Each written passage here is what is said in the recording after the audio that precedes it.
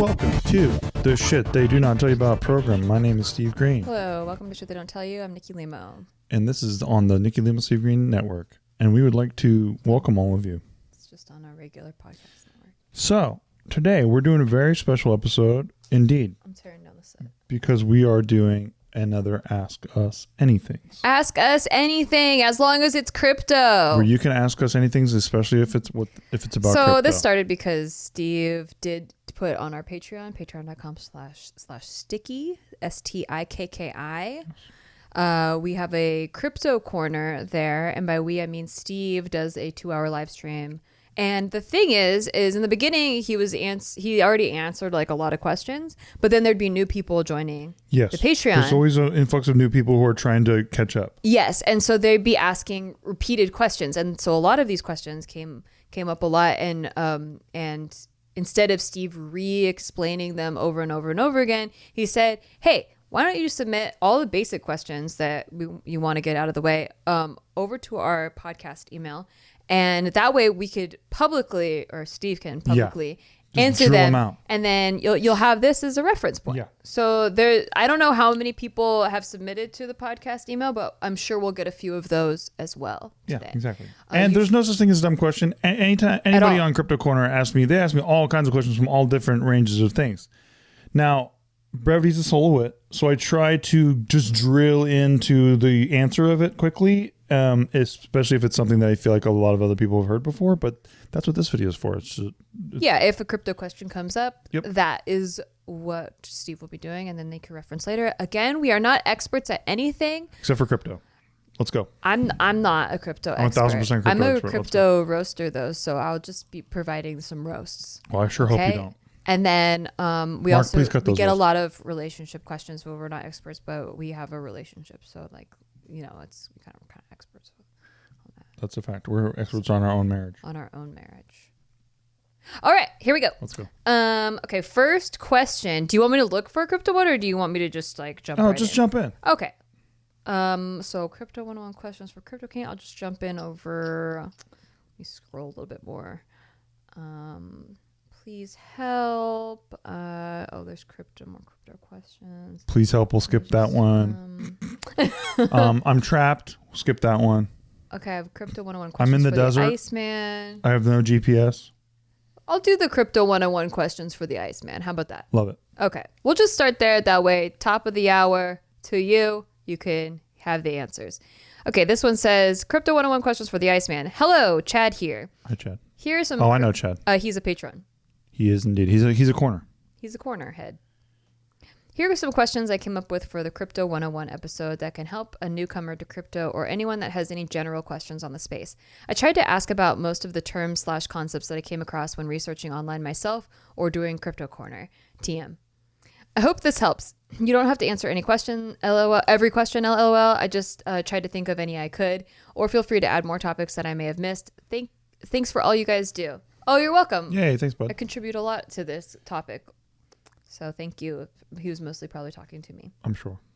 All right. Number 1, what is cryptocurrency? Cryptocurrency is a type of, obviously, currency that you can transact from anywhere in the world without anyone else's permission. It's completely, hopefully, decentralized. So there's no one point of failure. If you were to fly or bomb a building that had if you were to bomb the Amazon. I'm not going to bomb any buildings. Just a disclaimer. If you were to blow up an Amazon facility, say, you could disrupt the flow of deliveries from Amazon in that area. But with cryptocurrency, if you were to say take the internet down in an area, people could still transact cryptocurrency. It doesn't matter because there's actually ways to transact cryptocurrency even when you're offline. Oh. Yes. Oh, that's both intriguing and scary. I think it's pretty cool. Okay. What is fiat? Is fiat bad? Fiat is just it's just money, right? That's just saying money like US dollars or British pounds or whatever. Oh, okay. So these are kind of like terms that an outsider wouldn't maybe know. I guess, because I thought it was a car. Oh, yeah, it is also a car. What is inflation? And yeah, hold on. Is fiat bad? I mean, As a car, yeah. it's a very bad car. No, it's a, the belief in money, on our money, is slowly being withered away by inflation. They keep on printing money, and so people have less faith in it, which is why you see people going into assets more. The next question And that's why prices are going up on everything. The next question is, what is inflation? Inflation is when, there's too much supply of money and there's not as much people who are spending it, right? Mm-hmm. So like there's a huge amount of money out there right now. And yeah, people are still spending money, but they're printing so much more money than people are using. Mm-hmm. So it just devalues your money supply. So say you have $1,000 you put in the bank. Well, by this time next year, you already lost 4% on it because of inflation. They're printing so much money that you're losing 4% a year. When do you think they'll get rid of the penny? I don't think they ever will. The government's really bad at taking things back. I mean, they used to have half pennies and they took those away. Well, fine. But I'm talking about, have you noticed that if they do something, say take your shoes off at the airport, only after 9/11 when that cat tried to bomb that airline with the shoe bomb. Well, we're only going to be doing this for a certain amount of time. Well, we still do that, right? So like the government's bad at rolling things back. I don't see them doing that. Okay. Yeah. What's the difference between investing in crypto coins versus stock shares? Stocks are something that prove that you own a company, and crypto is a completely different concept. You own part of, like say it's a project, right? And the coin is used.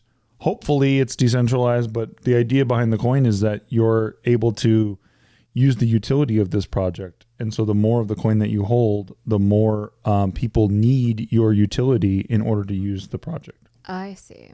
In a lot of cases. It's not every case. There's so many different cryptos out there. What is blockchain and how does it work? Okay, so think about it like this. A blockchain is like, imagine every single transaction that you make, like say at a bank, is public and everyone can see every transaction, right? Well, it's basically a distributed ledger of transactions. And so when you make a transaction on a blockchain, part of what you're sending through the air is what it feels like, right? It gets added to what's called a block. So every block is a bunch of transactions all bunched up together. And those transactions can't be fucked with, because everyone can see and they all agree through what's called consensus that transaction occurred. So you can't change or fuck with it or say something happened that didn't happen because everyone can see it. Oh, I see. Yeah. Can there be different blockchains? All the blocks are chained together.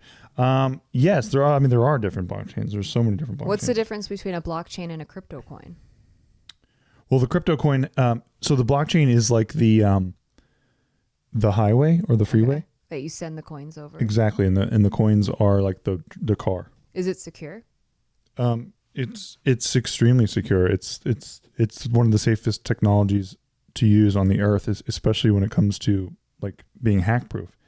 When people talk about hacking cryptocurrency wallets, it's because of user error. Mm-hmm. People fuck up. People lose their seed phrases, which are their passwords to their accounts. And then they're locked out of them because it's so secure that you can't break them. Oh. You can't break them through any means that currently exist known to man. That's scary. Unless you know what your password is. Yeah, if you forget your password, though, you're... Right, but that's why it's so safe, and that's why so many companies are actually researching blockchain. That's why when people always say, oh, crypto's a big scam, I'm like, dude, there's IBM's involved in this scam. This is not just some bunch of bullshit. These are major players are getting involved with crypto and using it and trying to... I mean, VeChain's one of them, where I think the Chinese government's even involved with. So the idea that it's all a bunch of just dog coins is absurd. Dogecoins? How is you mentioned decentralized? How is crypto decentralized? Is being centralized bad? Well, it's just about what your desire is, right? If you use Google right now and you use Gmail, they know everything about you. They know about what you search for and what you like and all that kind of stuff.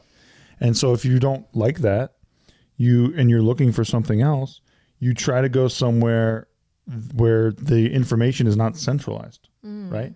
So So there are alternatives that exist where they're not trying to collect your data and sell your data, because that's the business model of Gmail. Is like it's free, but they sell your data.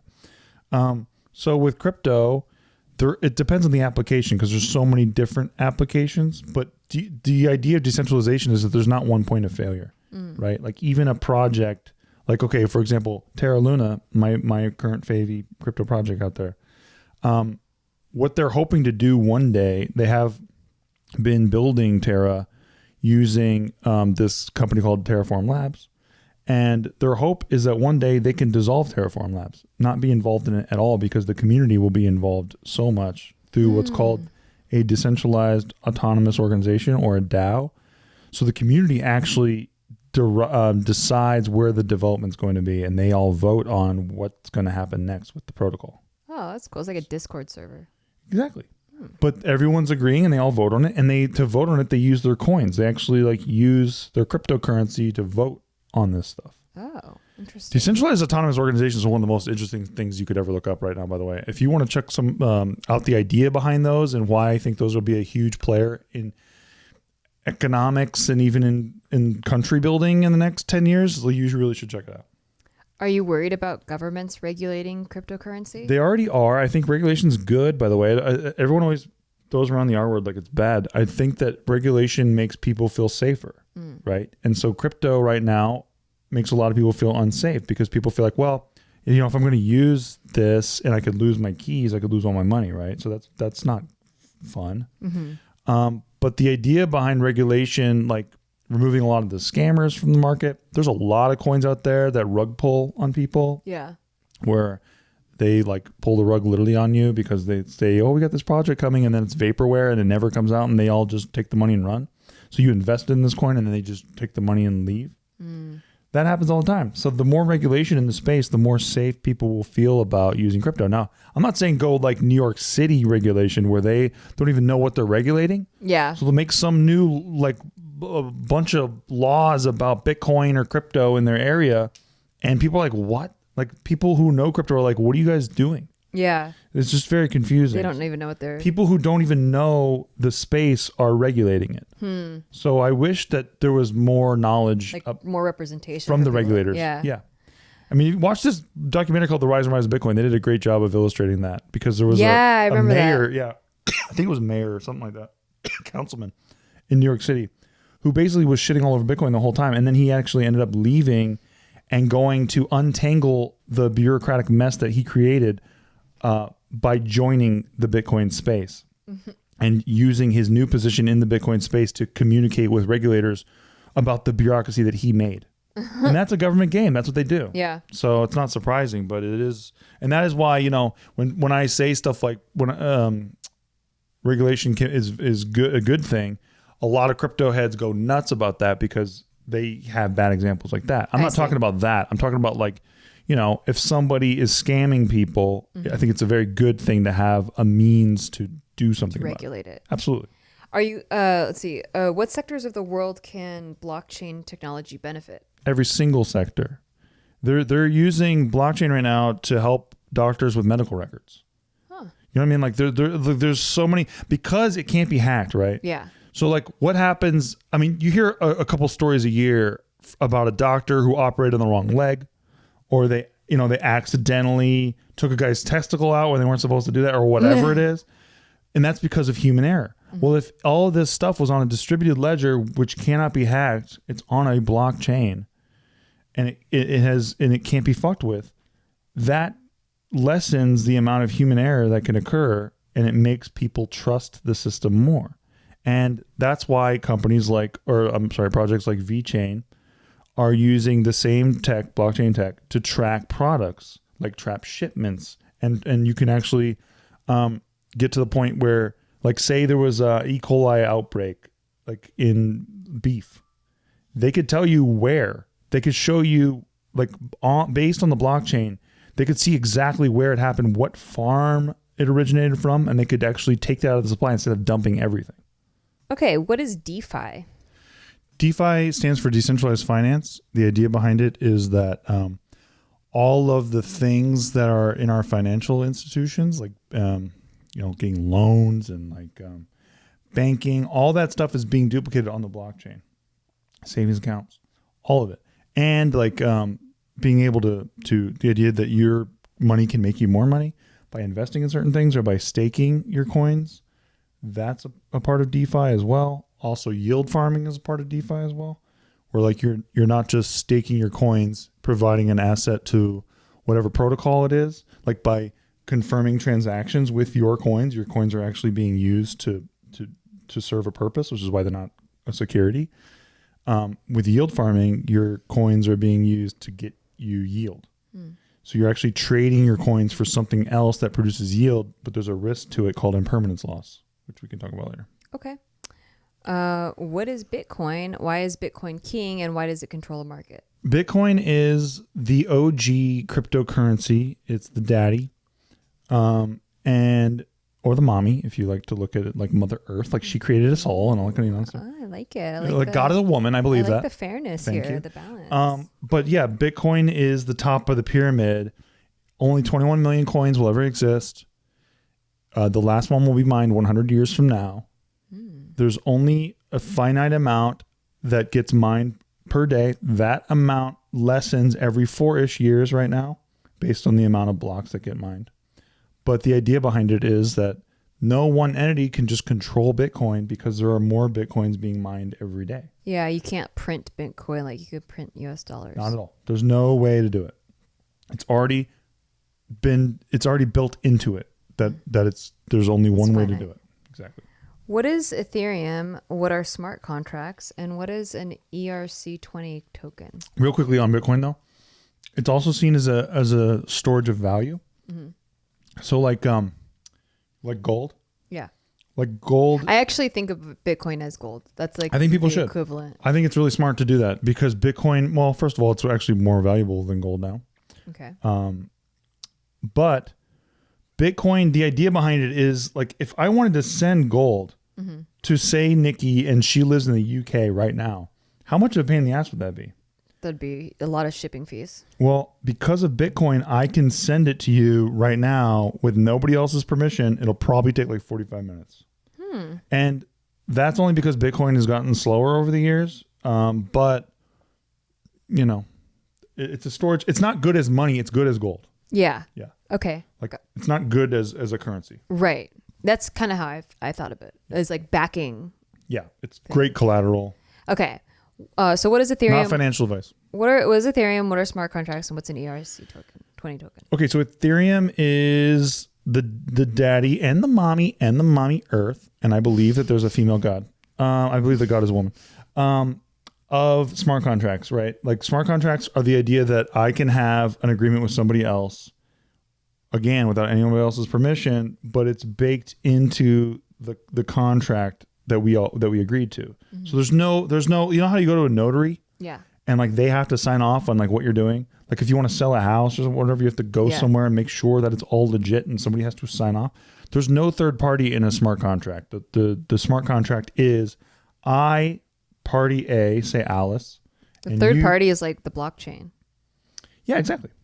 And so Alice and Bob can have an agreement with each other, and they don't have to go anywhere. They have that agreement, and then it's executed on the blockchain, which is Ethereum. Ethereum's also a blockchain. It's not a Bitcoin duplicate. It has its own functions to it. Ethereum is a blockchain? Ethereum is its own blockchain. I thought it was a coin. Well, it has its own coin just like Bitcoin, right? Okay. So Bitcoin is a coin, but it also functions on the Bitcoin blockchain. I see. Yeah. Oh, so it's the cars and the highway. Well, the car is built with tires for that road. I see. Right? The tires for that road are crucial to it. It's iMessage on an Apple phone. Exactly. If you want to send Bitcoin into an Ethereum smart contract address, guess what's going to happen? It's going to disappear.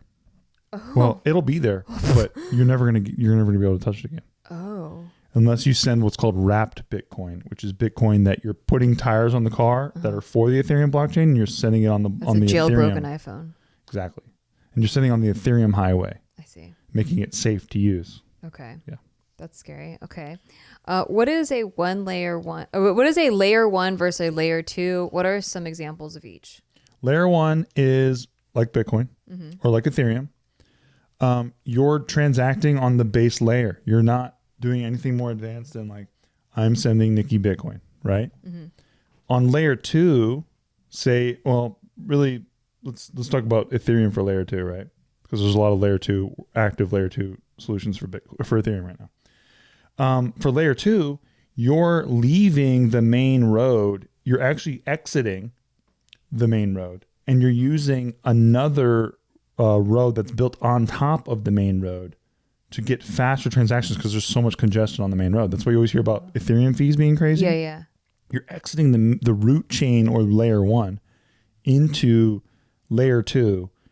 Hopefully you're able to, the idea is that you'll transact quickly. Like say you're using like SNX or Synthetics, which is on the Ethereum blockchain. They have an active working layer 2 that they built into their protocol. You can use their layer 2 and then exit back to the root chain. Oh my God. This is crazy. Or the main layer 1. That's a lot. It's not really that bad if you visualize it. You're doing a good job of breaking it down, but I'm the voice of the complete outsider, and I'm like, wow. If I can understand it, I swear to God anybody can. I'm not a smart man. That is true. He's not smart. I am as dumb as a monkey. I have to tell him every day. Monkeys who are smarter than me, and they have that look on their face like they know that they're smarter than me. And I hate that about monkeys. I actually fucking hate that about monkeys. No, you're doing a really good job. Okay. I'm just like, whoa, this is like a whole world. I gotta be like a whole huge universe. Shout out to my crypto corners because they always help me they always help me do a better job of explaining something because they have great questions. Well, to be honest, this is kind of like the first time that I've been able to follow along the whole time. Okay. Yeah, like sometimes when we talk about crypto and you're like smart contract, blah, blah, blah, I'm like, okay, I'm going to pretend like I kind of get it. Because I kind of get it. I kind of. But I don't want to ask too many questions because I feel like it'll make me more confused. But so far, I feel like I've been able to follow along. Very cool. And I'm sure I'm not getting everything like perfectly like syntax. Yeah, correct, like so if I'm a crypto expert listening, I'm sure you're not. Like if you're a physicist, you're not talking in the physicist language right now. You're talking in layman's terms. Yeah. And so it's easy. This is a Crypto 101 video. I'm trying to help the noobs, not the spurts. I appreciate that. Yeah, of course. It's like when Bob Lazar was talking about it's exactly like intergalactic space travel. Somebody who's an expert on it. Yeah. Exactly. Thank you. Thank you. Thank you. What are gas fees? What are they used for? And why are they so expensive for certain blockchains like Ethereum? Okay, so gas is used, and that's very cleverly named, by the way, because it helps new people understand what it is. Yeah. Right? So gas I would say that's I understood it. You already get it. Yeah. It's really smartly done. A lot of crypto's not. Like Ethereum, what the fuck is an Ethereum? You know what I mean? It's just a made-up name. But it's great. It has its own branding now. Mm-hmm. But when it came out, everyone was like, what the fuck is that? It's like a Dungeons and Dragons currency or some shit. Sounds like a weird... Like some space odyssey. Like an old English drink? Yeah. I don't know. But so gas fees are exactly what they sound like. You're paying to use the blockchain. If you're on the road, you have to pay gas. Like if you're going to get from A to B, you have to pay to get there. Mm-hmm. Everyone understands that. So think about it like your currency has wheels under it and it has a gas tank, and if you want to send it anywhere, it has to use gas. Like shipping fees. Exactly right. So if you wanted to send Bitcoin to me in the UK, like that your previous example, you would still have to pay some gas fees, yeah? Yeah, and guess what? It happens with Bitcoin, but it's not called gas. They just take some of the Bitcoin and use it to pay the miners who are sending your Bitcoin in what's called a block. Yeah. And so that block is a bunch of transactions. Yeah, and that's being sent on the blockchain, which is why when it gets sent and then you actually look it up and they're like, oh yeah, well, the block is still being mined. And you're like, what the fuck are you talking about? But you have to wait for the block to be mined before it gets sent, before your transaction gets sent with a batch of other transactions. Crazy. Yeah. What is proof of work? Oh wait, did I answer that question fully? I think there was a second part of it. Oh, why are they so expensive for certain blockchains like Ethereum? So they're so expensive because there's so much congestion on the network right now. And miners, because of proof of work, which we'll get to in a second, miners are all basically, if I want to send a transaction to Nikki very, very quickly, I can pay more to put myself ahead of the line. For one-day delivery. I feel like this is like all shipping fees. It's like Disney Fast Pass. It's like one-day delivery. It's like all expedited shipping. Yep. And it's the same idea with miners, but it's all decentralized. Like they will see your transaction quicker because it goes to the top of the line because whoever's paying the most gets the first Like obviously miners are competing for those fees. So miners want the higher transactions. So you can pay to get a faster transaction. In fact, Ethereum even has like slow, average, or fast, and you can pay more to get yours quicker.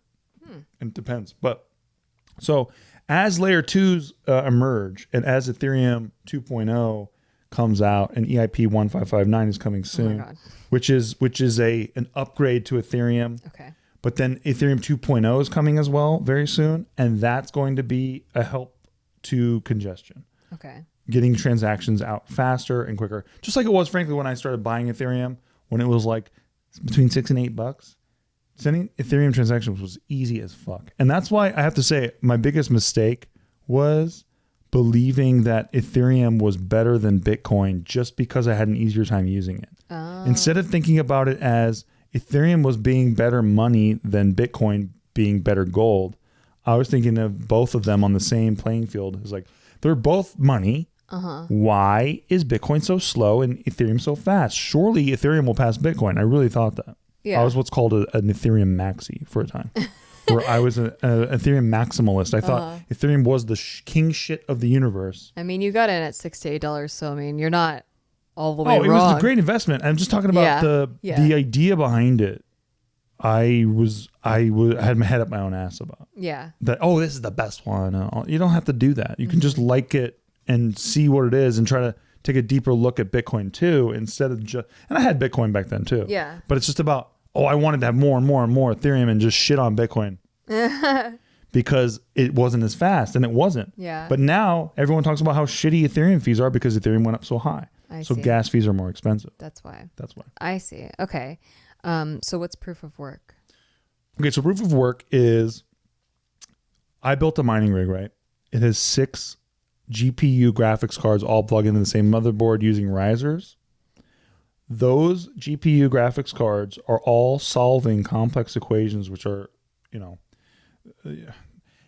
worry about all that. Okay. But the idea is that they're basically helping me mine crypto.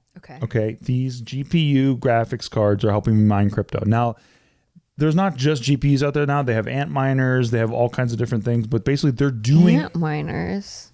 Oh, yeah. They're just smaller. Oh. I really thought they had ants doing it. Holy shit.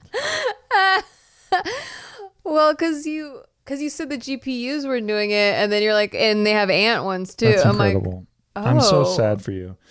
What a sad little world we live in. Okay. No. Okay. Someone's ants out there doing it. Proof of work is basically you're working to mine these blocks. Got it. Okay. With proof of stake, which is the next iteration of Ethereum, for example, your coins are doing the work. I see. So you're putting your coins into a smart contract, and then your coins are transacting. Almost think of your coins as being surfboards or surfaces that are being used to send your coins somewhere else to give you back value. Oh. Okay. Okay. Okay. What is Which is why you get paid to stake. Right. Just like you get paid for proof of work. You get paid because you're providing value to the network. I see. Yeah. What is a 51% attack?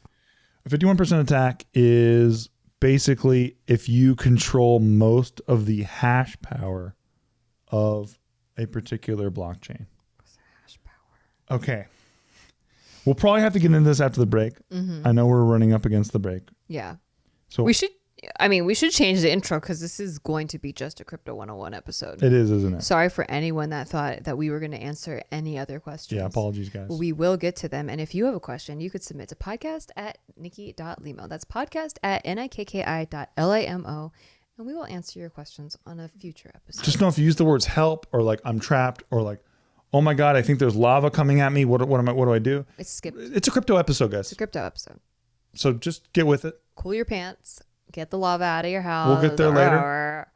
We'll get there. What? Lava's pretty slow moving. It is. Okay? Just run. Just fucking run. Put some ice on it. God. Yeah. All right. Damn. We'll be right back. All right. Buy whatever we tell you to buy.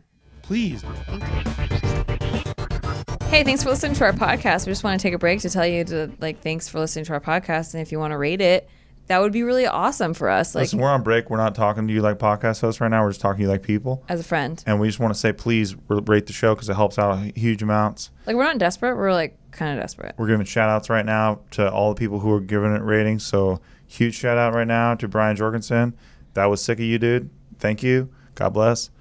Huge shout out right now to Mark W. in Springfield, Connecticut. Back to our podcast. Jenny Blyke. Hey, back to our podcast. In Tuscany, and Florida. Back to our podcast. God bless you. Thank you. Steven. Thank you for supporting the show. Welcome back to the show. Welcome back. Not tell you about. Why don't you get closer to me? Would I have bad breath? No, you look good too. You look Thank hot. you. Sexy as fuck. Oh my gosh. Why are you flirting so hard? Sorry. You already got me. I know. Okay. What is mining? Is mining really bad for the environment? 51% I'm sorry. attack was the last question. Oh, I thought you Jesus. answered it 51% I said I would after the break. I was trying to tease him. Sounds like you Well, sounded it's also- like it's you also- were talking about crypto for 51% of this podcast already. So I was like, oh, that must be it. Jesus Christ. I think you actually think that. Wow. Scary. Scary. Okay, what's a 51% attack? Okay, so imagine ever so quickly. Oh, if you own, you said if you own more than 51% of the company, that's what you said.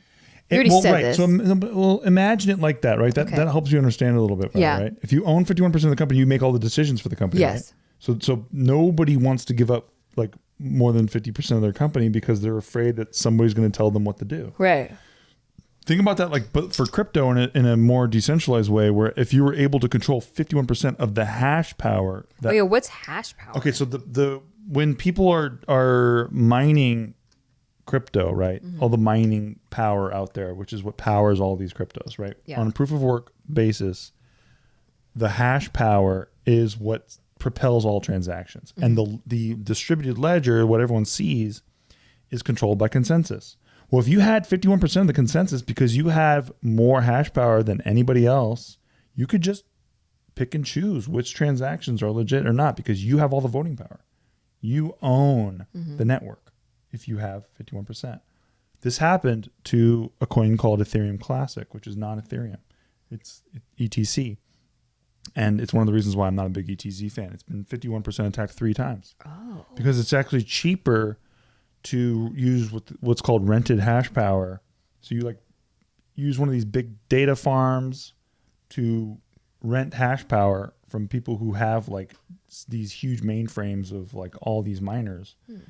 You start to use it towards Ethereum Classic, for example, and you beat everyone else on the network. You have 51% control. You can now basically double spend on the network. You can just say hey, so these people, they sent a transaction here, but then you reroute the transaction back to you.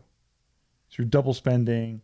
Nobody has faith in the network, and people lose faith. But what's crazy about Ethereum Classic is the resiliency. For the same reason that I think that dog coins have a lot of staying power in crypto. For some reason, just because something's called Ethereum, like Ethereum Classic or like Bitcoin Gold or Bitcoin Cash. They just have staying power. It doesn't matter what happens to them. It doesn't matter what the scandal happens around it. People just believe in it because they already believe in the main coin. Yeah. So Ethereum It's Classic, like a knockoff purse. Well, it's similar to that, right? So there's what they called a DAO hack for Ethereum years ago. Okay. The Decentralized Autonomous Organization that ran the Ethereum community while they were building Ethereum, right? They used community funds to finance a lot of projects that were building on Ethereum. So one day there was a hack of this fund and they made off with a fuck ton of Ethereum. And so Vitalik Buterin, the founder of Ethereum, he said, we're going to fork Ethereum. So we're going to have an Ethereum split off of this Ethereum so that the hackers can't actually be part of the Ethereum movement. We're going to fork it away from them because they actually got a huge amount of Ethereum. Oh. And that was really bad for everyone's faith in the Ethereum ecosystem. So they forked it off. So there's Ethereum Classic, which has been seen for a long time as the hacker coin because that's what they made off with. And then there's ETH, which is what everyone uses now. So, or what everyone it's still the main Ethereum. So there's a reason why the price is so disparate between the two. Right. Because one is all the Ethereum community on the shit, and the other one's Ethereum Classic, which has a community. There are people building on it, but it's not the same. Okay, Very long-winded answer. So Sorry about 51% attack is what now? 51% attack is if you control the hash power on a network, you can actually reroute transactions. You're in control of the network. Oh, okay. You can just say that things happen that Does aren't anyone have 51%? Is there any one? Currently, no, because it'd be too expensive to get 51% of Bitcoin or Ethereum. Okay. But it does happen to other coins like Ethereum Classic. It's happened to and many then that coins. can happen. Absolutely. Okay. If you're rich enough, you could 51% attack a lot of coins. And then you can just kind of scam things? You can scam things. You can scam off the top. You can double spend. You could do a lot of things. You can control the network. Okay. That's why beware of scammer coins. Indeed. Okay. And anything that's been successfully 51% attack, be aware. What is mining? Is mining really bad for the environment? Okay, so when Bitcoin first came out, it didn't take much power to send a transaction, because as more and more blocks get mined, the difficulty of of actually solving these complex equations per block, it changes. It gets way more difficult. So it takes more and more power, which is why eventually you couldn't just use your computer anymore. You had to use a graphics card, and then you couldn't just use a graphics card anymore. You had to use like a couple graphics cards, and then you had to build these mining rigs that had like 6 of them or 7 of them. So the difficulty rate increases by the amount of people that are also doing this with you, right? And that's why when China recently kicked a bunch of Bitcoin mining out, the difficulty rate actually went down, which is what I told you about when I said, we're building a Bitcoin miner. You're like, why? I'm like, because if the difficulty rate ever gets bombed out, I can plug in and just rake in cash, right? Huh. So it's a backup plan. I see. So, is it bad for the environment? Well, because Bitcoin got so big, it costs so much more money to, power a mining rig for Bitcoin. Like there's so much happening now when they have to solve these complex equations, hardware wise, that it strains graphics cards and like it runs hot. It's super obtrusive. If you want to just like start mining, there's not a like great entry level for it. But at the same time, you can't just plug a miner into a wall and expect it to give you killer returns, because most wall plugins are not routed to any kind of green power, right? Even in California, it's mostly coal.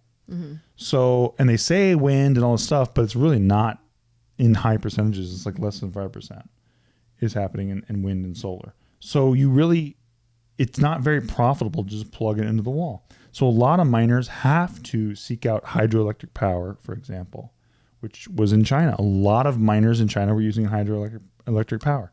So a lot of the recent FUD, which is fear, uncertainty, doubt about Bitcoin environmentally, is based in a root of truth, right? Which is that it is environmentally crazy to mine Bitcoin if you're just plugging it in. But most miners are greedy pieces of shit. They don't want to just plug it in. They want to actually seek out alternative energy sources to save money. So there's a financial incentive in actually going greener that gets overlooked in a lot of these cases. And in fact, what's so funny about all of this is that 3 months ago, Elon Musk said, I'm not going to buy any more Bitcoin until they fix this environmental problem that they have. And it gets to like, to be more, to be less encumbrant or less of an encumbrance on the environment, right? Well, he already has just said yesterday, this is after 3 months. He said yesterday that Bitcoin, it looks like it's getting pretty close to the point where he feels comfortable investing again. What happened between then and now? Cathie Wood and ARK Invest bought a shit ton of Bitcoin. That's what happened. Guess who owns the most shares of Tesla out there? Cathie Wood and ARK Invest. So it's just, there's a game being played, unfortunately, and anybody who thinks that Dogecoin is more environmentally beneficial than Bitcoin doesn't understand that Dogecoin is just a copy of Bitcoin. And if Dogecoin was ever to go to the same price as Bitcoin or to pass Bitcoin, it would have the same environmental impact. So the idea of it is dumb on its face. And Elon knows this. He was just working the market, getting a lower price. Yeah. Now he gets to create a problem and solve it. He gets to come in and say, and because I did this, everything's good now. And that's what actually outrages me about this, because instead of actually going like, you know what, we have to solve this problem. Bitcoin has a real issue that we got to work on, we got to fix. He says, no, I'm looking at Dogecoin alternatives. Dogecoin's built on the same, it's the same. It's a copy. It's the same exact thing as Bitcoin. Ethereum's not the same thing as Bitcoin. It's it's a different blockchain built from the ground up. Dogecoin is a gold. Dogecoin is the same. No. It's the Satoshi vision of Bitcoin. It's the same. It's a duplicated version, just like Litecoin. Yeah. It's just that, Charlie Lee, when he created Litecoin, he did a different token supply. Mm-hmm. But it's the same idea. Yeah. So that's what outrages me about the argument. The argument is faulty on its face, because he's saying maybe Dogecoin could be the solve, but it's the same. It's the same exact cryptographic. He's just trying to pump code. Dogecoin. Exactly. Got it. He's just trying to divert attention and accumulate Bitcoin. There you go. Well, he is a billionaire, so he's good at doing that. And by the way, I'm pro environmentally cleaning up crypto. Yeah. I can't wait. And I think that proof of stake is doing that. Well, the next question is, what is proof of stake, and is it better for the environment? Yes, it is better for the environment, because you're not, in a lot of cases you have to run a node, right? The next question is, what is a node? Okay. So you're basically, you're routing transactions through, say, your computer, which is connected through a VPS, which is called a virtual private server. And the idea of that is you're trying to be always online, right? So that you can use your coins to better secure the network. Okay.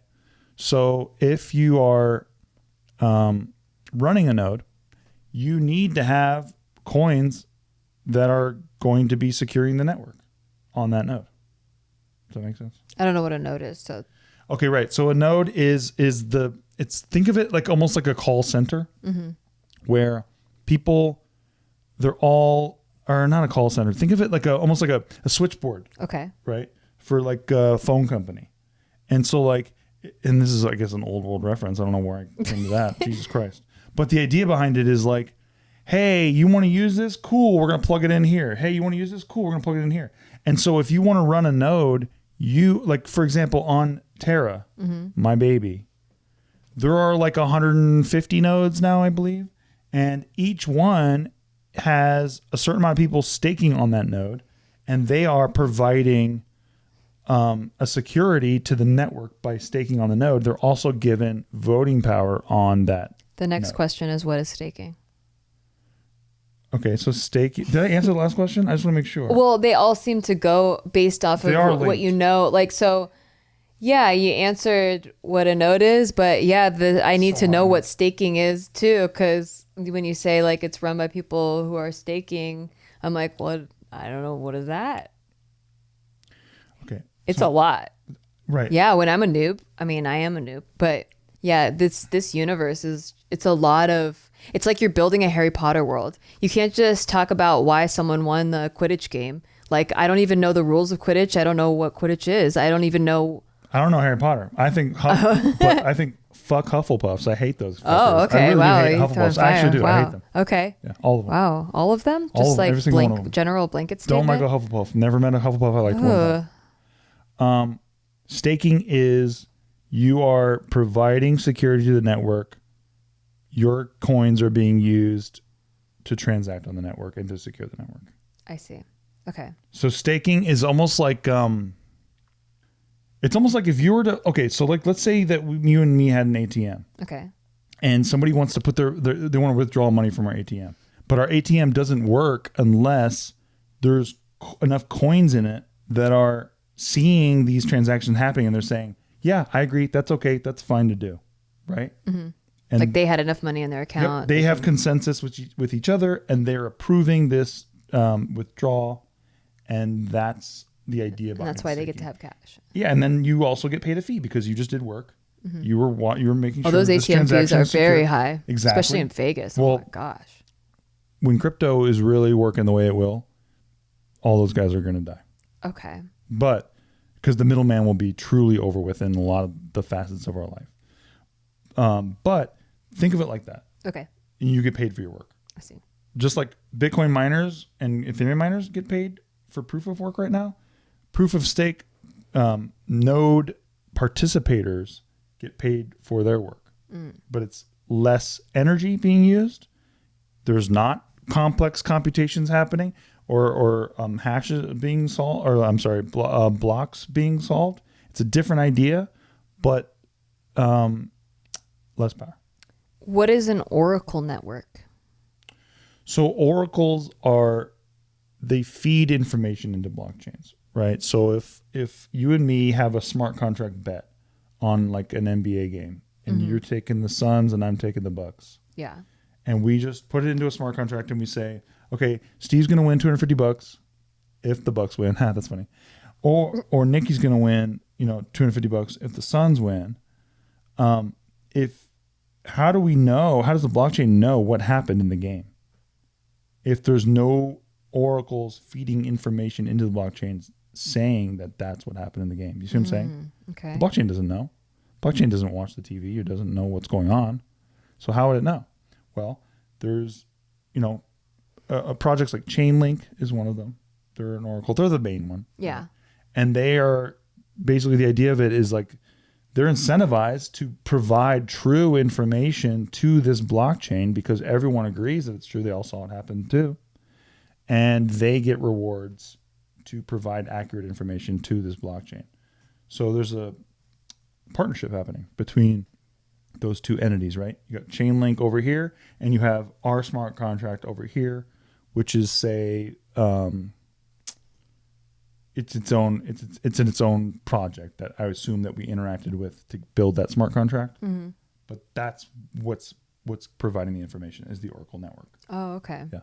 Just a bunch of people agreeing on something that happened. Yeah. Okay. And it happened in the real world. So if you want to say that didn't happen, you're going to get killed by all the people who say it did, and you'll probably actually get punished by getting slashed on Chainlink. So you'll, like whatever you're staking on Chainlink, for example, you will get less of a reward. You'll actually have part of your stake slashed because you provided false information to the blockchain. That's good. It's incentivized. I like that. Exactly. Yeah. It's great. What is a stable coin and what are they used for? Stablecoin is like Tether. Okay. There's another one called USDC. Well, I know what Tether is, but what does that mean for people? So Tether or USDC or DAI, they are all algorithmically tied to the US dollar, right? So if you have, $100 and you go, you know what? I think that, or you have $100 in a Bitcoin. Yeah. And you go, you know what? I think Bitcoin's going to go down tomorrow. I'm going to take my $100 out of Bitcoin and I'm going to trade it into Tether. Well, now you have $100 fixed. It's set because it's algorithmically tied to the US dollar. So if you wanted to trade back into Bitcoin, say it does fall, and you were right, you can now buy more Bitcoin for your $100, right, than if you had just stayed in Bitcoin. So a lot of people use this, and in fact, Tether is the most used cryptocurrency. People don't know this. Oh. It's more than Bitcoin, more than Ethereum, because people are trading constantly. There's more daily volume. Yeah, I would see it as a day trader move because, it's the trader coin. So it has more daily volume than any other currency in all of crypto. And Bitcoin obviously is the second, and then obviously Ethereum's the third. But it gives you an idea of how useful this is. Because if you are trading and you predicting ups or downs, you can utilize Tether to make more money. Okay.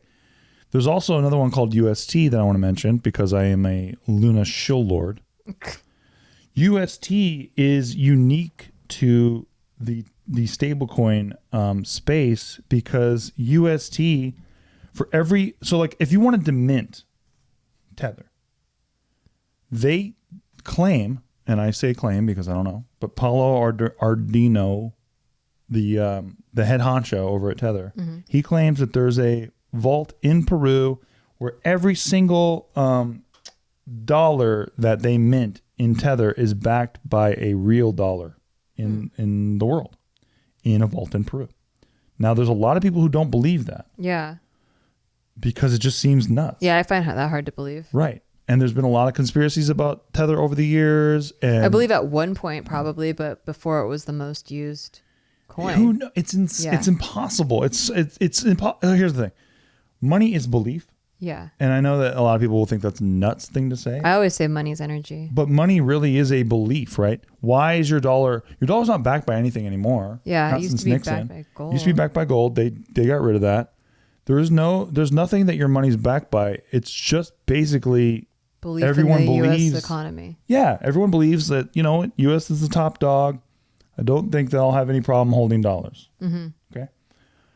But it's not backed by anything. So when people go, well, crypto's not backed by anything, I'm like, bro, neither is your fucking dollar. Mm-hmm. And that's why Dogecoin was created. It's basically a big fuck you to the whole Yeah, system. Going, I like isn't the this funny? Original, yeah. Isn't this funny? Nothing's backed by anything. Isn't that hilarious? Much wow. So UST is interesting, and this is why I became such a big Luna head. For every dollar that they mint in UST, $1 of Luna gets burned. Oh. So it's not algorithmically tied to the US dollar. It's actually incentivized for arbitrage. Mm-hmm. And if you know what arbitrage is, it's basically like if you see like an exchange or like something, like say I'm driving down the street and I see a guy holding flowers, and he's like, these flowers are $1. And there's a guy on the other side of the street, he's like, these flowers are $1 too. Mm-hmm. I could buy those dollars for $1 too, sell them to the guy for $1, and I make 2 cents every transaction. No, other way around. I'm sorry. Yeah. Thank you. Mm-hmm. Dyslexic moment for me. No, it's okay.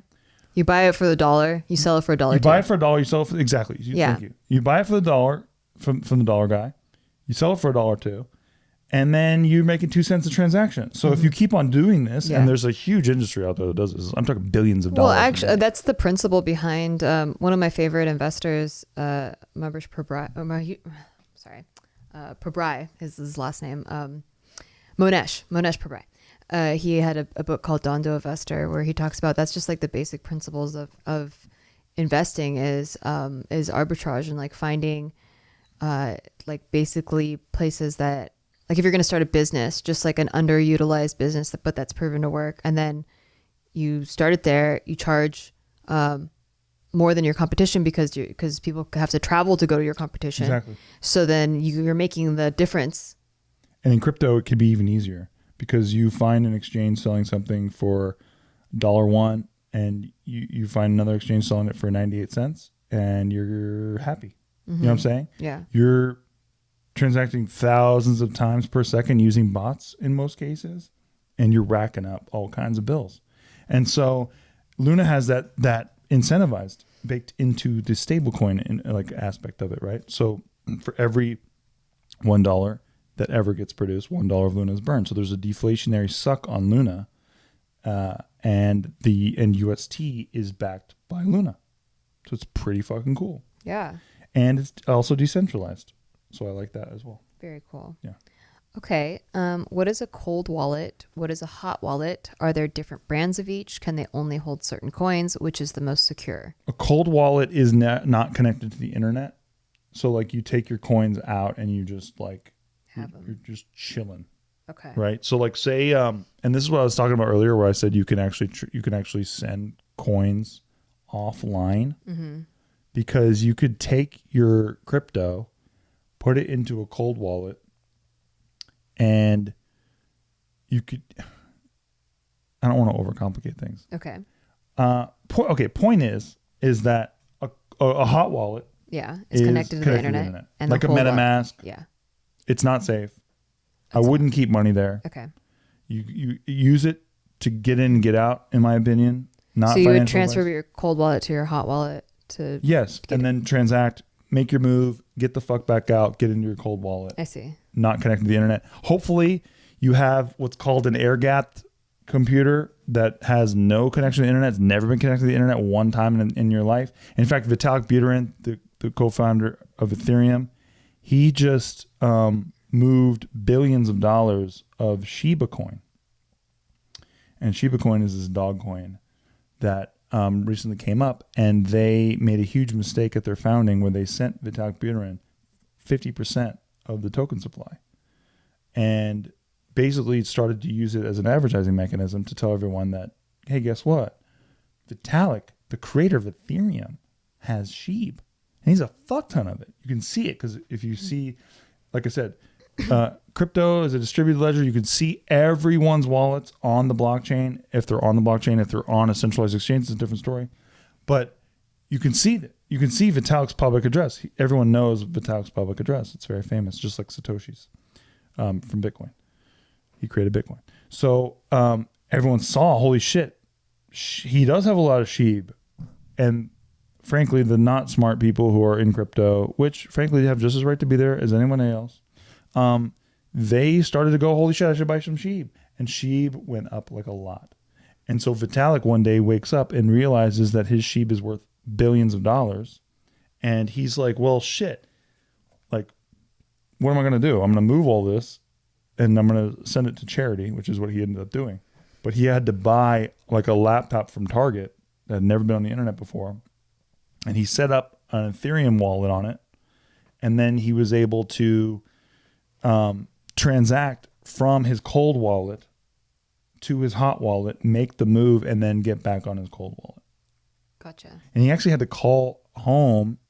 He had to call his family to help him access his own wallet. Wow. Yeah, because he didn't have it. He was out of town. Okay, we are actually at an hour right now, but there are so many more basic questions. I feel like you should do another, like a part 2. I will. Because if you want to know, for example, where to store this physical ledger wallet, that's a pretty good question. Yeah. How do you keep track of the coins you already invested in? What websites do you recommend finding crypto news? How do you purchase cryptocurrency? Can you purchase it any time? Is Robinhood a good place to buy crypto? What's KYC? What is a DEX? What is AMM? What's slippage? What's a 5-pod? What do crypto coins do? What crypto coins do you recommend buying? Hold on. Hey, real quickly though. How to analyze what coins to buy and whatnot. I want to say huge shout out to Chad. Huge shout out to Chad. This is just... Chad put all this really together. Great questions. Because I've been saying on Crypto Corner, hey, what questions do you think... Are there tax consequences? Oh, there's a lot. So yeah, we'll do a part 2 for sure. But thank you, Chad, so much. This is, I'm so grateful. Very, very well done. Because it really helps to know what newer people are thinking and where they're coming from. I've been in this space since 2013, so I'm just trying to think about like my first time in crypto, and the space has changed so much since then. Absolutely. So it's just, and dude, every day there's an avalanche of info. If you're not keeping up on this stuff, even for a week, you can get behind. So yeah, it's like my dad asking me about social media. Right, I'm like, well, where do I start? Exactly. And I'm like, well, you could post a story. You could post a reel on your story. He's like, what's a reel? Well, it's like a TikTok. What's a TikTok? What's a story? And I'm like, you know what? Just stay off it. Just don't join. Don't join it. It's insanity. But yeah, it is like that. It's just rapidly changing all the time. And all the time. By the way, Anthony Lee literally just texted me that. It just says Luna with 3 exclamation points. I'm excited to see what the price is. I've been in airplane mode for 2 hours. Well, if you want complete access to Steve and his crypto knowledge, you can go join our Patreon for immediate access. That's patreon.com/. Bitcoin's at 38,000. It just jumped 5 Gs. Wow. Well, look at that, guys. Yeah, you join our Patreon, patreon.com/sticky. He does live streams every week for 2 hours. Luna's at $9.40. Okay. How much was it when you bought it? Oh, well, I mean, it depends. But I mean, well, I bought it like $4. Okay. But this morning, it was like $6. Oh, okay. That's great. I love that. That's awesome. This is how fun crypto is, guys. I would like to tell the people if they want to know knowledge quicker, you could go find him over Crypto Corner. If not, we'll do another episode where we'll cover a whole bunch more questions. Chad, you're amazing. There's so many more questions. And this really helps me as a person that doesn't know anything. People ask me crypto questions all the time. And I'm like, I don't fucking know. Yeah. I don't know. Just because he knows everything, I don't know. It's like asking him about I'm learning every day. Nail polishes or something. Luna, top 5 mover in the entire market. Okay, subscribe and rate us on iTunes, and we will see you soon. Goodbye. I'll let you crypto dive. I'm gonna turn off the sound equipment now.